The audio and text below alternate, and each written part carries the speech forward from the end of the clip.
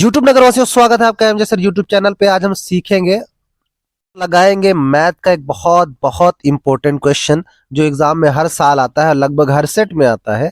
ठीक है, इस तरह के इस टाइप के क्वेश्चन लगभग हर साल पूछे जाते हैं। क्वेश्चन है, सिद्ध करें कि अंडर रूट 2 एक अपरिमेय संख्या है। चलो फिर हल करके देख लेते हैं कि हमें इसे कैसे हल करना है। लिखा है कि सिद्ध करें कि अंडर रूट 2 एक अपरिमेय संख्या है। सबसे पहली बात जो आपको ध्यान रखनी है वो ये ध्यान रखनी है कि अगर अपरिमेय संख्या सिद्ध करने के लिए आए तो आप परिमेय मांगेंगे, और परिमेय संख्या सिद्ध करने के लिए आए तो आप अपरिमेय मानेंगे। ठीक है, चलो फिर हल कर लेते हैं। माना अंडर रूट 2 एक परिमेय संख्या है। चलो इसके साथ साथ ये भी समझ लेते हैं कि परिमेय संख्या होती क्या है। परिमेय संख्या वह संख्याएं होती हैं जिसे p अपॉन q के रूप में लिखा जा सके। p और q यानी अंश व हर दोनों पूर्णांक हो और हर यानी नीचे वाला शून्य ना हो। अब आपके मन में एक सवाल उठ रहा होगा कि पूर्णांक क्या होता है। ठीक है, 0, 1, 2, 3, 4, 5 से लेकर अनंत तक, और इधर -1, -2, -3, -4, -5 जितनी भी संख्याएं हैं, जितने भी अंक हैं, उनको ही हम पूर्णांक कहते हैं। एक और इंपॉर्टेंट टर्म है जिसे हमें समझना बहुत जरूरी है कि सह आभास संख्या क्या होती है। इसको हम को प्राइम नंबर्स कहते हैं। वो संख्याएं जो सिर्फ और सिर्फ एक से ही कटती हैं उन्हें सह आभास संख्याएं कहा जाता है। ये चीज समझना आपके लिए बहुत ज्यादा जरूरी है। जिन संख्याओं का मासा यानी एचसीएफ 1 हो तो वो संख्याएं सहआभास संख्याएं होती हैं जो सिर्फ एक से ही कटती हैं, एक से ही विभाजित होती हैं। ठीक है, फॉर एग्जाम्पल हमने ले लिया 5 और 13। 5 सिर्फ 5 से कटेगा और 13 सिर्फ 13 से कटेगा। इसके अलावा हम दूसरा एग्जाम्पल ले लेते हैं, जैसे 10 और 15।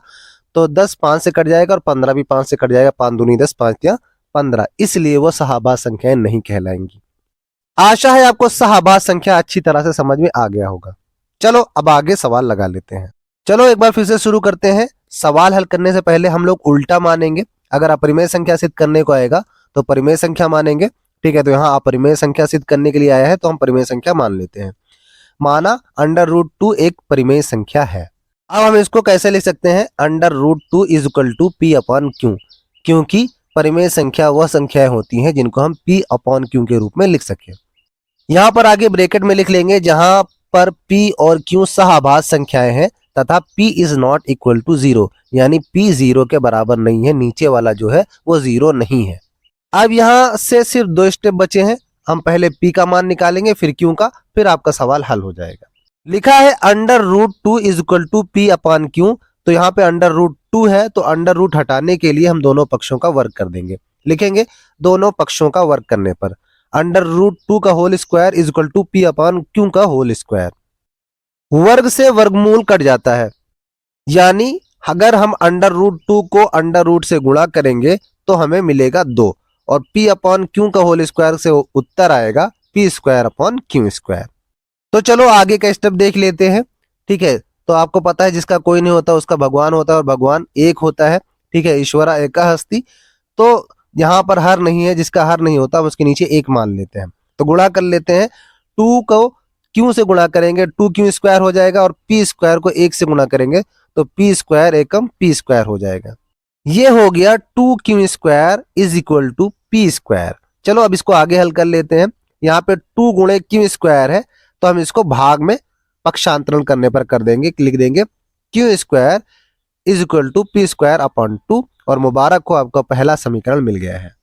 बच्चा बच्चा जानता है प्लस माइनस में और माइनस प्लस में, गुणा भाग में और भाग गुणा में पक्षांतरण करने पर हो जाता है। ठीक है, चलो इसको समीकरण 1 नाम लेके आगे लगाते हैं। हमें यहाँ पर क्यू का मान मिला है, अब p का मान हमें निकालना है। ठीक है, लेकिन इससे पहले ये समझ लो ये क्या है। लिखेंगे चूंकि 2 p स्क्वायर को विभाजित करता है, 2p स्क्वायर को विभाजित करता है, इसलिए 2p को भी विभाजित करेगा। अरे भाई नीचे 2 है हर में, तो ऊपर अंश में स्क्वायर है, मतलब साफ है कि वह इससे विभाजित होगा।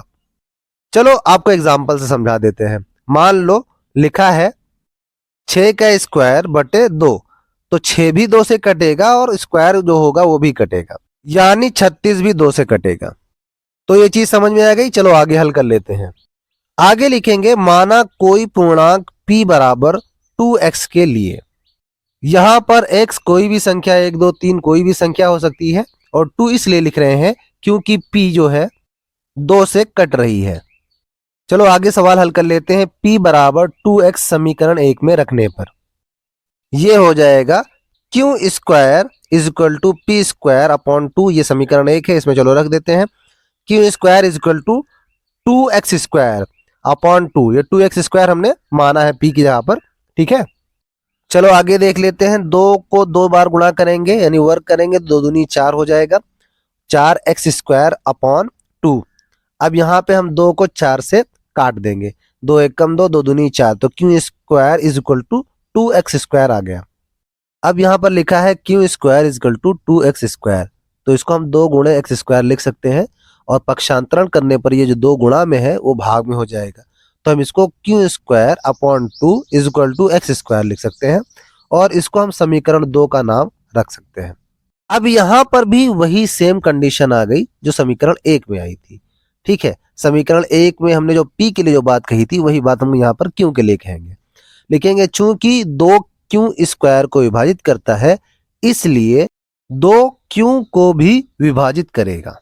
इसके आगे आप चाहो तो सीधा सीधा लिख सकते हो, अतः √2 एक अपरिमेय संख्या है। चाहो तो इस तरह से भी लिख सकते हो, समीकरण 1 व 2 से स्पष्ट है कि p और q दोनों संख्याएं 2 से विभाजित हैं, परंतु हमने माना था p और q सआभाज्य संख्याएं हैं जो कि सिर्फ 1 से विभाजित होती हैं। इससे इसका विरोधाभास उत्पन्न हो रहा है कि हमारी परिकल्पना इससे इसका विरोधाभास उत्पन्न हो रहा है कि हमारी परिकल्पना या मान्यता गलत है, ठीक है। इसके आगे हम लोग लिख सकते हैं अतः √2 एक अपरिमेय संख्या है। तो चलो अब आपको होमवर्क दे देते हैं। आपको सिद्ध करना है √3 और √5 ये दोनों एक अपरिमेय संख्या है। उम्मीद है, आशा है आपको ये सवाल, ये कॉन्सेप्ट एकदम अच्छे से क्लियर हो गया होगा। फिर भी अगर आपको कोई शक, कोई डाउट रहता है तो नीचे कमेंट करें, आपका वो डाउट सॉल्व होगा, ठीक है।